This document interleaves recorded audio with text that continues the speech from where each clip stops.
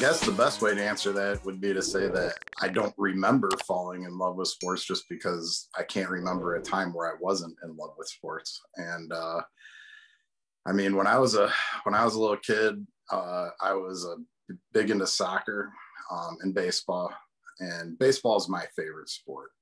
Um, but I love soccer. I wanted to be Kai Hoskevy from the Cleveland Force. I'm sure you probably Oh yeah. remember him from those days. And I wanted to be Corey Snyder as I got older. I actually have one of his bats up here. And then, as basketball in the back, I mean, it was the classic, 80s childhood where we were outside all day long, came in for a quick peanut butter sandwich, ran back outside, and came home when the street lights came on. And I would not trade that childhood for anything. There was nothing like those days, man. Like 80s and 90s, it was nothing like that. It was just we learned how to like have failure. We learned how to have confrontations and conflicts and conflict resolution. And we didn't always handle those conflict resolutions, the best way. But you had to do it in person. You had to do it face to face. Right. And, there was just a sense of, I don't know. I feel like in a lot of ways my kids are deprived of that.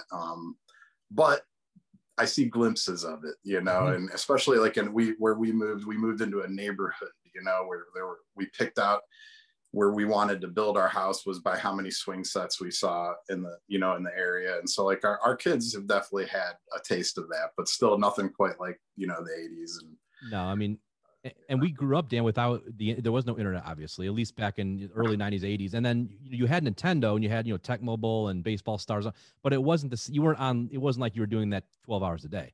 That was for rain days. Yes. Yeah, exactly. If it was raining, okay, we'll go play Nintendo. Exactly. So it was just very different. And I grew up with an older brother who went to North Olmsted, actually. He was a basketball star back in the day and a baseball star. So I grew up watching him play outside in the snow, and that was the work ethic he had. I didn't get it back then because I was so young. But now I look back, I'm like, that dude was out shooting jumpers when it was, 12 inches of snow outside. So he was built differently, and it made me realize what a work ethic looks like. And he was always outside, him and his best friend. So because of him, I just naturally was the same. I was always outside playing sports. And like you said, neighbors come over and until the streetlights come on, you're playing sports, you're messing around. I'm in my sandbox, whatever I was doing. I loved it. I wouldn't trade it either. Nothing. I mean, and we had in my neighborhood growing up, some of my best friends, Jeff Fernagel and Chris Garcia and all Bob Safadi and all these guys. I hope that they get to see this, and some of them I haven't seen for years. But I remember we would play basketball, and one of them would always be Charles Barkley, and I was always Larry Bird, and we actually would play one-on-one games while the other guy who wasn't playing kept stats. Now that's awesome. We used to do the same thing. We typed them out. You were hardcore about it then. Oh yeah. I love that. So we had a whole like league leaders who's leading the league in 3-pointers, and just that's what we did, and it was the best.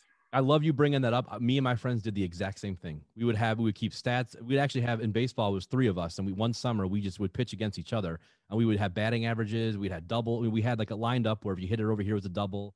If you ground balls, automatic out. And I'll never forget how much fun that was. And back then, you don't realize how great it really is until you get older. You're like, I wish I would do anything to go back to those days and do that over again.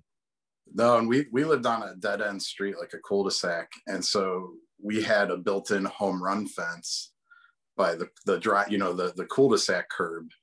And so then we didn't have to worry about car, every once in a while a car would come home and we'd, run off to the side and then, all right, game on. And we invented a game called mush ball, where we took socks and we taped them up with duct tape. So, it would deaden it. And, you got the guy out by throwing the ball at him. Just now, what did you guys use as a backstop? There was no backstop.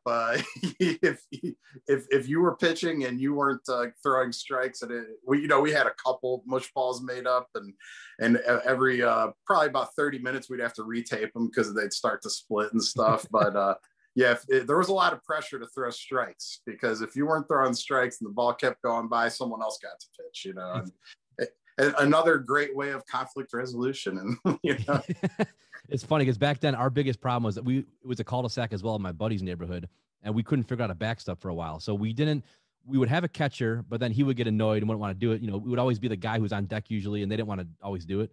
So we finally found this huge plywood. I don't know how we kept it up. I can't remember. My buddy figured out a system, but then a car would go by, and it was one of those cul-de-sacs that had like stones in the middle.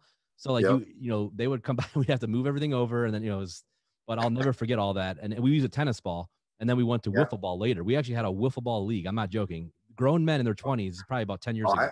I know quite a few people who do that. I never did that. It was awesome. Oh man, yeah. You know what?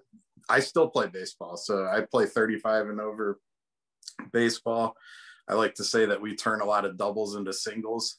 I fit quite a few 300-foot singles in my time in the 35 and over league, but it's fun, and it's fun to play the game. You get to stay a kid for a little bit every Saturday.